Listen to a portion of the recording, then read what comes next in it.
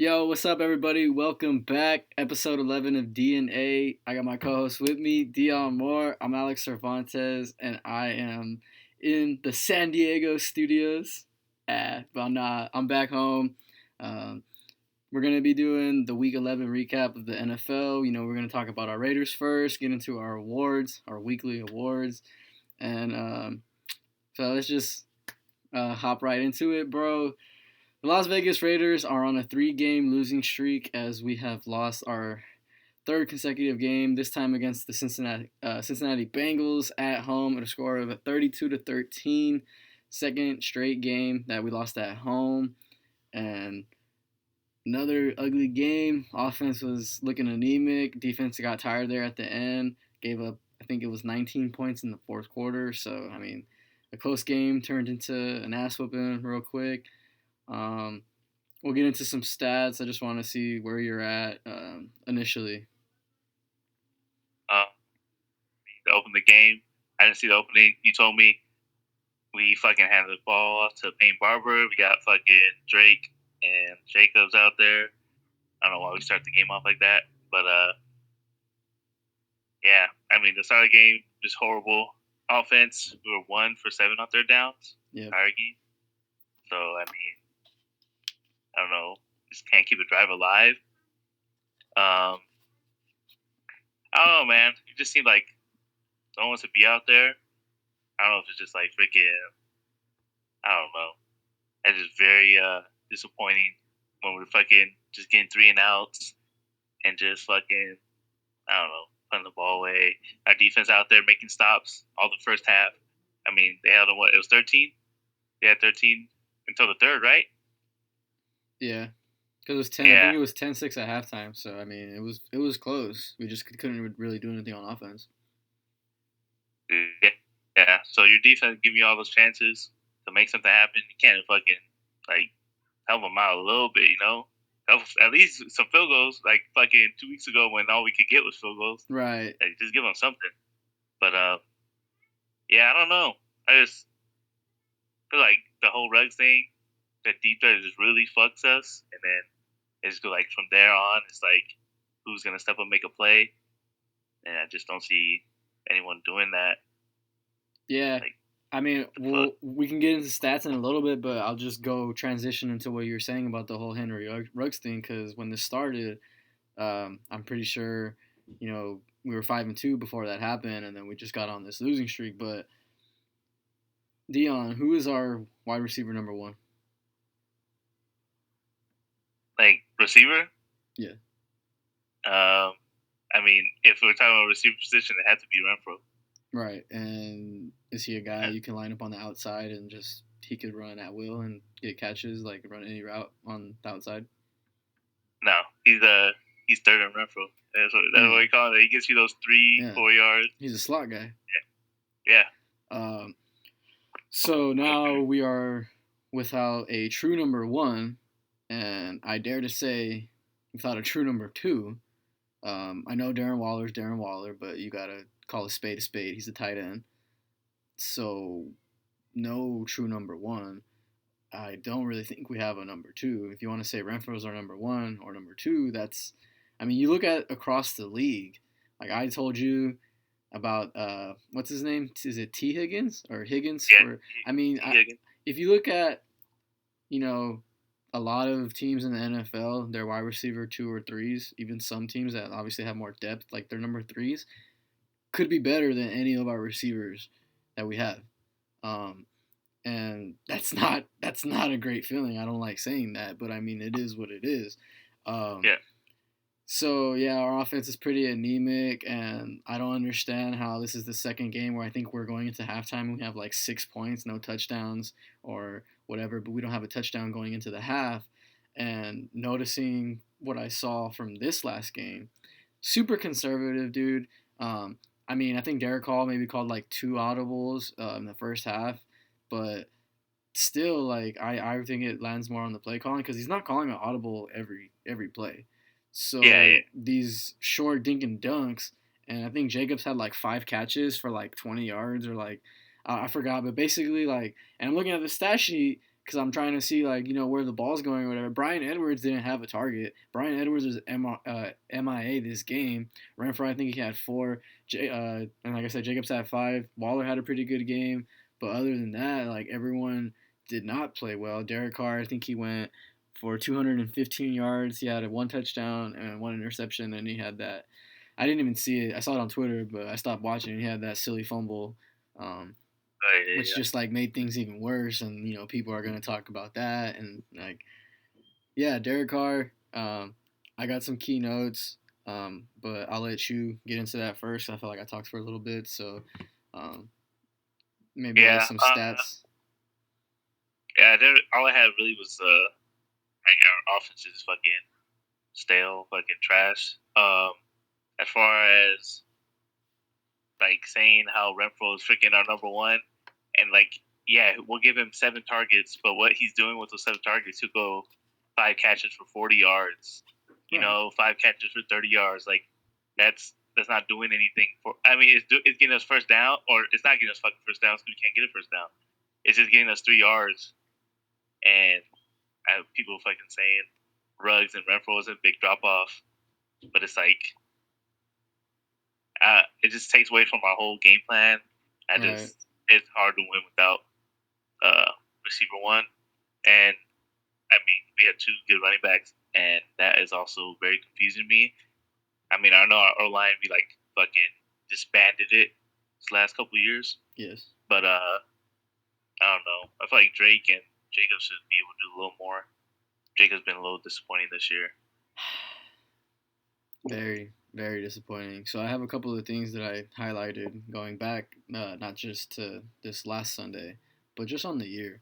Um, so Josh Jacobs, bro, has no games with over 100 rushing yards, no games with over 16 carries. Last week I think he had, was it 8? No, he had like 16 yards. This week he had, I think he had 37 rushing yards. And Derek Carr, he's had a turnover in the last 4 games. He's had no touchdown or no games with 3 or more touchdowns this year. So those 2 things are very notable for me. Derek Carr not having more than 3 touchdowns and Josh Jacobs not having a game rushing over 100 yards. Like that's kind of like a blueprint to not only having a great game, but you know, contributing and like stats like that. You see a quarterback with 3 touchdowns, you see a running back with over 100 yards. Like Yeah, more often than not, they're gonna get a dub that day. yeah. And thinking about that, like we have no run game, and then we have no receiver. It's just like In a weak O line. you can see teams. Yeah, you see teams win without maybe the receiver, but the run game's fucking on point. Yeah. And it's like, I don't know, like the Ravens. Let's say Marquise Brown wasn't always like a number one, but they were still winning just because Lamar would get you 100, the running backs get you like 80, and then Mark Andrews, a tight end, would get you 80, 100. If we're able to have a fucking run game, like it literally, Yeah, it balances everything out. yeah, but it's just fucking non-existent, literally. And another thing that I would like to add to that, did you see the time of possession of this game? Oh yeah, they have like 14 minutes. Yeah, What was it? basically they had basically 37 minutes and some change, and we had 22 and some change. So going to what you just said, I'd like to add is like when you're able to successfully run the football, you're able to control and usually maintain the time of possession battle, which correlates like straightly to your defense and how tired they are. And obviously, you saw how tired our defense was in the fourth quarter. Joe Mixon, I think it was 30 carries, uh, 30 carries, 123 yards, and 2 touchdowns. I believe both of them were in the fourth quarter. Just went off in the second half. Um, and our rush defense, it's not that good to begin with, but yeah, like you said, 1 for 7 on third down. I think this is like the second straight week where it's like 1 for something. Yeah, It's just, I think it's third straight under 33% or something yeah. on third, something like that. So half of it, I think, goes to play calling, which also goes to the personnel that's on the field. But some of the personnel really isn't like. I mean, you got to play with what you got, and we don't really have much. So it's very, very frustrating. Yeah, it makes you wonder. I know it was up to Odell after he hit waivers, but like we signed D-Jack before Odell even hit waivers. Yeah. So I mean, wonder like if you even reached out to Like we tried. anything like that. Yeah, because it's like we signed D-Jack and I didn't even see it. I don't even know if he did anything this last weekend. I don't even fucking. Yeah. That's So. him.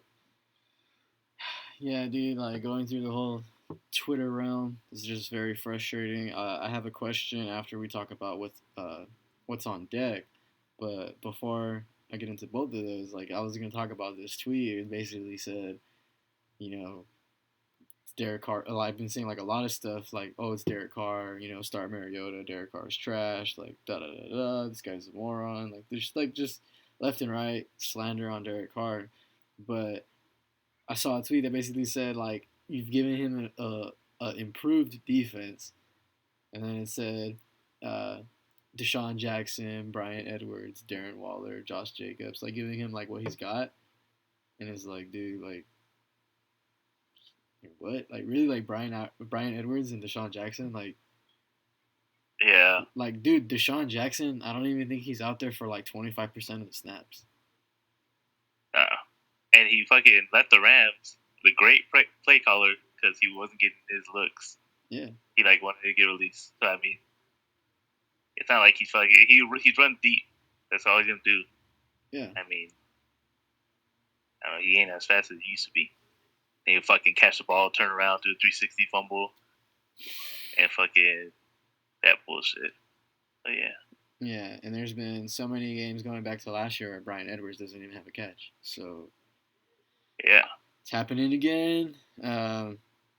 So that's gonna switch gears into, we're on a short week, bro. Play tomorrow. I think it's the second game. Play tomorrow against the Dallas Cowboys. They're gonna be short-handed, but you know, even without their two-star wide receivers, your boys, CeeDee Lamb and Amari Cooper, it's not an easy game. I feel like now every game is getting tougher because we seem to have, you know, too many problems and too many weaknesses, and it's just like you look at the schedule and it's like no really like teams that we play that are like, scrubs.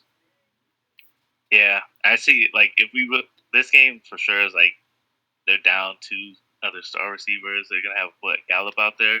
Yeah. And they got Zeke, and it's like Pollard. you can't win this game. Yeah, Zeke and Pollard, but I don't know. I have a feeling Pollard is gonna do damage on us. But like you said, without those two guys, and you saw what the Chiefs did to Dak, on Sunday night. Yeah. Was this? No, it wasn't Sunday night, but on Sunday, like yeah, we have the same blueprint. Like as long as we get after him, like I'm pretty sure we can kind of like come out of there with a dub, like somewhat similar, similar to what the Chiefs did. But it's really on our offense and how we attack that defense, because we're not really scoring the last 3 weeks. And another thing I wanted to say is like I told you before this shit started, man. Before the Giants, like this month was gonna be make or break, and we would have been looking good if we would have went 2-2 in November. We're coming in right now, and if we go 0-4, yeah. I mean it's very possible we go 0-4 this month, and now we're gonna be below 500 if we lose tomorrow. Yeah, it'll be fun. So hopefully we get that dub. Like I said, the Raiders are playing Dallas on the road on Thanksgiving. Whoever's watching this, I hope you enjoy your Thanksgiving. And I guess before we get in, I did want to mention this because and I remember what I wanted to ask you after. But the Las Vegas Raiders had 7 penalties this game for 77 yards, and 2 of them were very critical in my opinion because they were both on third down, which ultimately led in points, a total of 10. Unnecessary roughness on third down, which would have went to fourth down, which led to a field goal. If not, they would have punted the ball, and this was on Nagawe.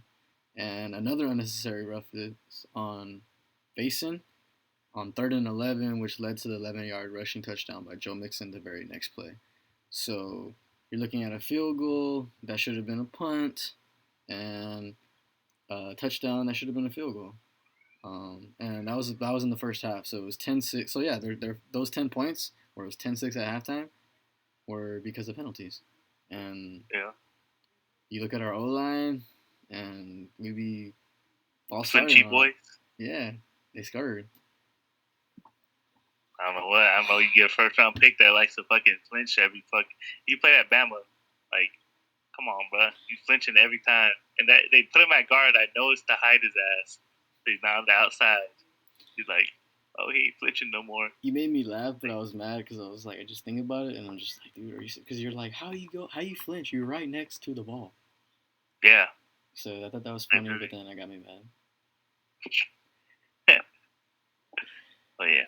So before we get into our weekly stuff, bro, I've had this question in my head for a couple of days now. Um, I have my answer because I asked myself, but I want to ask you first.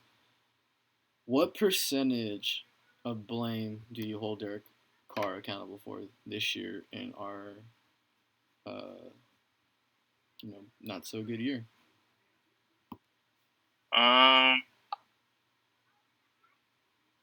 I don't know. I don't know. Like Derek Carr as a whole, I feel like I can't just put blame on him. Just Yeah, because when he though. was given when he was given, what they had in the offseason, what they were 5-2, and then head coach leaves, locker room a little fucking whatever, Henry Ruggs, your number one receiver, is out. No run game, non-existent. Your line literally got dismantled over the last 2 years, and I'm just like, I really can't see a lot of blame going to him. It's just like I understand, like some dumbass picks, yeah. Like some, I'll just be like, "What the fuck was that?" Yeah. But I can't just see like you blaming this on it. Like anyone just blaming it on him when it's not like he has a fucking super offense and then he's just struggling. Like he's trying to uplift a fucking subpar offense, Yeah. and it's like you can only do so much. Okay. So I mean, I don't lose. Like, if our offense was quick, it's like the same as the year started. We're 5-2 and we're clicking, and then same out we just start going downhill from there. Then I can see me putting blame. But right now, I mean, the fucking our whole organization right now just seems like it's been like a disaster. Yeah. So. And like you said, it's just been like a whole cascade of events. Just started with Gruden, Ruggs, Arnett, and then you want to go further back. Yeah, Arnett. To those picks. All of them in 2020, and I don't know, man. You didn't give me a number, but I'm kind of like I kind of want to say it's like 50% of his fault. Like 50% it's not his fault because of everything that you're saying, and then 50% because he's not playing to his full potential. And like you said, then he's throwing some dumb picks, but sometimes people try to do too much in all the sports, but especially at the quarterback position in the NFL, you try to do too much, especially when your team is losing. Yeah. But if I had to give a number, I'd probably say 50% because I know he could play better. But like you're saying, like he doesn't have like the necessary weapons and other variables to be successful. But we'll see, man. See. I don't know. Has to go strap up. We'll see. Gotta get some tryouts out there. All right, bro. Guys, we're going to move on to our weekly awards. We're going to start off with Breakout Player of the Week. This week, we're only going to be doing one. We're going to cut it a little short. And I'll go first. I mean, I'm going to go with the obvious clear-cut Breakout Player of the Week. It's going to be running back Jonathan Taylor of the Indianapolis Colts. Jonathan Taylor, he's going on an MVP caliber type of season. The dude had 5 total touchdowns this week against the Buffalo Bills on the road in a 41-15 defeat. They just rolled the Buffalo Bills, who I was so high on, and doesn't look like they're a championship team, but there's still a lot of ball left. But this is about Jonathan Taylor and those Colts. Like I said, he had 5 total touchdowns. He had 32 carries, 185 yards, 4 rushing touchdowns, and he had 1 out of the backfield catching it. And thing that I want to say about the Colts, I mean, Dion, yo, this is your team. This is the team that you had winning the AFC South. They're 6-5. They started 0-3, and Yeah, the reason why I wasn't, convincingly sold on these guys is because of Carson Wentz. But Carson Wentz doesn't have to play at a super high level in order to be successful on this team because of a guy like Jonathan Taylor and a yeah, defense that they have. They're not in a very strong division. You see what's going on with the Tennessee Titans. They're just consumed by significant injuries. And like I said, they started off 0-3. They're 6-5, and Tennessee might be collapsing. Um, we'll talk about Tennessee a little bit later on, but yeah, man, Jonathan Taylor MVP talks. I think he's had, was it 5 or 6 games with over 100 rushing yards, or I forgot the stat, but he basically tied a record to LT. And whenever you're in talks with Damian Tomlinson, you're doing something right. So yeah, yeah, Jonathan Taylor, good shit, man. yeah. I like that. And I said it. So Lisa was like, I You didn't pick the did, Colts because of Wentz. yeah. Because Wentz fucking sucks. Because Taylor. But yeah, I hope they go off. I'm trying to think right now who's the other teams at AFC South besides the Titans. The I just like Jags and the forgot. Texans, two of the Yeah, I worst teams forgot in the about the league. Jags. Yeah. So Uh, hopefully they can do it. I like it though. Keep balling. So my player, they have a crazy week, but this team is now getting real close to the playoffs or getting into the playoffs. So I'm going with Jalen Hurts of the Philadelphia Eagles. He had 216 total yards, but he did have 3 touchdowns. And now the Eagles, yes, they're sitting at, I think it was 5-6. The number 6 seed and number 7 seed in the NFC East right now are also 5-win teams. It's the Vikings and the Saints that they just fitted on. So oh wow, yeah, with okay. Jalen Hurts out there balling, they put a 40 on them boys. Uh, he's out running. I think he had like 24-yard run, 24-yard touchdown, read option. I just like seeing them play. I'm loving it. And now with the Cowboys fucking getting embarrassed, I mean they're not gonna lose that division, I don't think. Mm-hmm. But the Eagles have been in close games all year, except for the Cowboys. And when they play the Raiders a little, they start coming back at the end, but it's Yeah. garbage time. Mm-hmm. Every other game they played or every other game they lost was 1 score. So, I mean, they're not a bad team. And with Jalen Hurts dual threat, I feel like they can get some shit done. And I hope they make the playoffs. I'm not sure if I put them in there. I think I have the Vikings. Vikings are at 6 right now, so and they just beat my boy. But yeah, I give it to Jalen Hurts just for getting that team along. But yeah. I respect that. I respect that. And I don't know, when you were giving your analysis, I kind of see some similarities between the Eagles and the Ravens. Because they have a pretty good defense and they have a quarterback that is a running threat. They have a pretty good number one, Smith. He's emerging into the league as one of a better receiver. So I think he's a true number one that they have. And they got Saunders. He's a beast, and their defense is no joke. So and their division, I mean, I think it's getting a little bit better, but it's still not too crazy. I know we talk crap about that division a lot, but I mean, you have a pretty good defense and a dual threat quarterback, and yeah, I definitely see where you're coming from, and he's balling. Just gotta get Yeah. dubs. That's all you gotta do. It don't matter. Like the stat sheet, it matters, but if you get a dub, I guess it don't really matter. But 3 rushing touchdowns, hey, Yeah. we'll take Quarterback. those. We'll take those. Yeah. Yeah. So there you have it, guys. Jonathan Taylor and Jalen Hurts are breakout players for Week 11 of the NFL, and that's gonna bring us to, I hope it's one of your favorite segments. It's gonna be that, ooh, who shit the bed, basically who had a terrible performance, and for me, or actually, I'm sorry, I'll go ahead and let you go first on who shit the bed. All right. So it's gonna go to your boys, the Bills, Josh Allen. I'm gonna give it to them. I'll give it to Josh Allen, the team as a whole, because they just look fucking nuts. But Josh Allen, They fucking shit on the Bills last week. What, the week before? Who they lose to?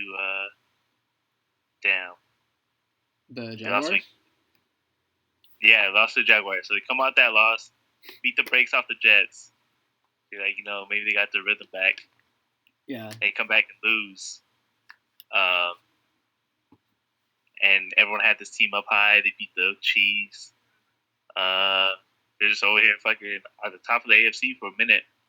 And it looks like they're tumbling down. Josh Allen had his second lowest yards this game for the season. He had 209, 2 touchdowns, 2 interceptions.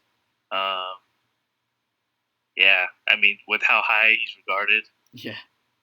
I'm just like, I don't know. He was doing good too. I mean, they were fucking hot. Last week they put up, I think, 40. I don't know what's happening. 209 yards, not gonna win. And I know they don't have like a running game, but him himself, he's a big dude. You see him scrambling out there. He gets you first downs. Yeah, I think I'm just surprised that they seem like they're crumbling. It's like not like injuries are completely affecting them. Yeah. It's just like, what the fuck is happening? But yeah, that's who shit the bed this week.